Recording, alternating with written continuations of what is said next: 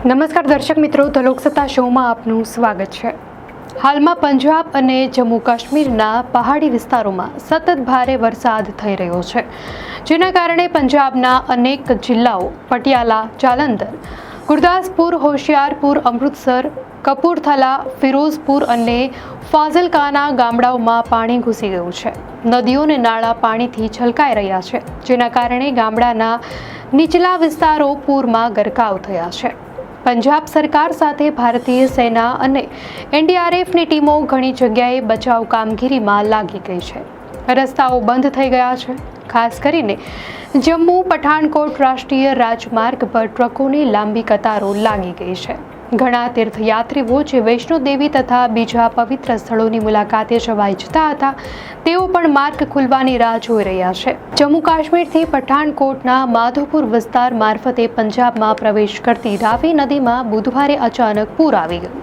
પાણીના સ્તર વધી જતા માધોપુર અને પઠાણકોટના નીચાણવાળા વિસ્તારોમાં પાણી ઘૂસી ગયું, જેના કારણે રાજમાર્ગ ઘણી કલાકો સુધી બંધ રહ્યો। સ્થાનિક લોકો કહે છે કે 1988 બાદ પહેલીવાર રાવી નદીએ આટલું ભયાનક સ્વરૂપ ધારણ કર્યું છે।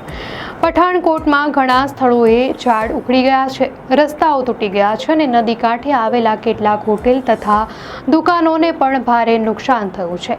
તો એક હોટલ સીધું જ નદીમાં વહી ગયું હતું। તેના માલિકે જણાવ્યું હતું કે એક જ સાંજે નદીમાં પાણીનો સ્તર એટલો ઊંચો ગયો કે હોટેલ આખું પાણીમાં ગરકાવ થઈ ગયું। અમને ખૂબ મોટું આર્થિક નુકસાન પહોંચ્યું છે। પઠાણકોટ જમ્મુ હાઈવે પર મોટી સમસ્યા ઊભી થઈ ગઈ છે। ટ્રકોની લાંબી કતારો અનેક કિલોમીટર સુધી જોવા મળી રહી છે। તો શાકભાજી લઈ જતા ડ્રાઈવરોને પણ કલાકો સુધી રોકાવું પડી રહ્યું છે। કેટલાક સૈનિકો જેઓને જમ્મુથી ચંડીગઢ પહોંચવું હતું, તેઓએ જણાવ્યું કે રસ્તાઓ તૂટી જતા સફર સામાન્ય કરતાં અનેક ગણી લાંબી થઈ ગઈ છે। બસ અને રેલ વ્યવહાર પણ બંધ છે, જેથી મુસાફરોને ભારે મુશ્કેલીઓનો સામનો કરવો પડી રહ્યો છે। જમ્મુ કાશ્મીરના કઠુઆ જિલ્લામાં પણ પરિસ્થિતિ ગંભીર બની છે। લક્ષ્મણપુર વિસ્તાર પાસે રાવી નદીનું પાણી ઘૂસી જતા એક બાજુનો હાઈવે પૂરેપૂરો વહી ગયો છે। તો ઘરોમાં પાણી ઘૂસી જતા લોકોને સુરક્ષિત સ્થળોએ ખસેડવામાં આવ્યા છે। ડેપ્યુટી કમિશનર રાજેશ શર્માએ જણાવ્યું હતું કે પહાડી વિસ્તારોમાં સતત વરસાદને કારણે પાણી બહુ ઝડપથી મેદાની વિસ્તારોમાં આવી રહ્યું છે અને જો વરસાદ ચાલુ રહ્યો તો હાલત વધુ ભયાનક બની શકે છે। પઠાણકોટની નજીક માધોપુર હેડવર્ક્સ પર તો વધુ ચિંતાજનક ઘટના બની। ત્યાં આવેલા બેરેજનો એક ગેટ તૂટી ગયો, તેના કારણે અનેક કર્મચારીઓ, જેમાં એસડીઓ પણ સામેલ હતા, પાણીમાં ફસાઈ ગયા। તેમને બહાર કાઢવા માટે સૈન્યના હેલિકોપ્ટર્સની મદદ લેવાઈ। દુર્ભાગ્યે એક વ્યક્તિનો જીવ પણ ગયો। તો પઠાણકોટના ડેપ્યુટી કમિશનર આદિત્ય ઉપ્પલે જણાવ્યું કે નદીનું સ્તર સવારની સરખામણીમાં સાંજે થોડુંક ઘટ્યું છે, પરંતુ હજી પણ સતર્ક રહેવાની જરૂર છે। આગલા દિવસોમાં ફરી ભારે વરસાદની આગાહી છે। પંજાબ સરકાર, સેના અને બચાવ દળો ગામડાઓમાંથી લોકોને ખસેડી રહ્યા છે। તો એનડીઆરએફની ઘણી ટીમો બોટ દ્વારા નાગરિકોને બહાર કાઢી રહી છે।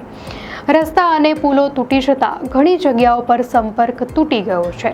આ પૂરે માત્ર ઘરો અને રસ્તાઓને જ નહીં, પરંતુ કૃષિ પર પણ મોટો પ્રહાર કર્યો છે। પંજાબના ખેડૂતો માટે આ સમય પાક કાપણીનો હોય છે, પરંતુ પાણીના ભરાવથી ખેતરોમાં ઉભેલા પાકને ભારે નુકસાન પહોંચ્યું છે। ગામડાઓમાં પશુઓને બચાવવા માટે પણ મોટી કવાયત થઈ રહી છે। લોકોમાં ડરનો માહોલ છે। જેઓએ 1988ની બાઢ જોઈ હતી, તેઓ કહે છે કે હાલની સ્થિતિ ઘણા અંશે તે સમય જેવી જ લાગે છે। પાણીના તોફાનમાં અનેક ઘર, દુકાનો અને વાહનો બગડી ગયા છે।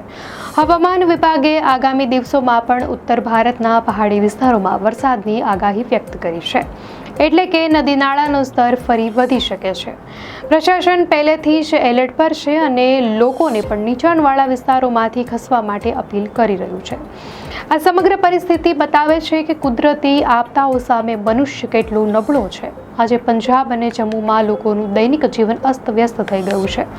માર્ગો, પુલો, ખેતરો, ઘરો, હોટલો બધું પાણીમાં ગરકાવ થયું છે। પરંતુ એક સકારાત્મક બાબત એ છે કે સરકાર, સેના, એનડીઆરએફ અને સ્થાનિક લોકો એક સાથે મળીને રાહત બચાવના પ્રયાસો કરી રહ્યા છે। કુદરતી આફતો રોકી શકાતી નથી, પરંતુ તેની અસર ઓછી કરી શકાય છે જો સમયસર આયોજન થાય। ડેમ અને બેરેજ મજબૂત બનાવાય અને પર્યાવરણનું સંતુલન જાળવવામાં આવે.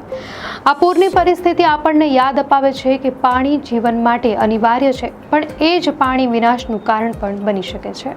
દર્શક મિત્રો, આ ઘટના અંગે આપની શું પ્રતિક્રિયા છે અમને કોમેન્ટમાં ચોક્કસથી જણાવશો. અને જો આપને આ માહિતી સારી લાગી હોય તો વિડીયોને લાઇક કરો અને ચેનલને સબસ્ક્રાઇબ કરો.